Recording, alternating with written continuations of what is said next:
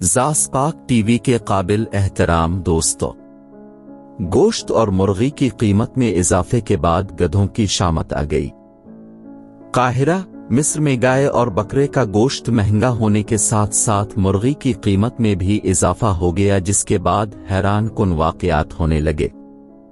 गैर मुल्की मीडिया के मुताबिक गोश्त और मुर्गी की कीमत में इजाफे के बाद गधों को ज़बह करके कलेजी निकाले जाने के वाक़यात बढ़ रहे हैं।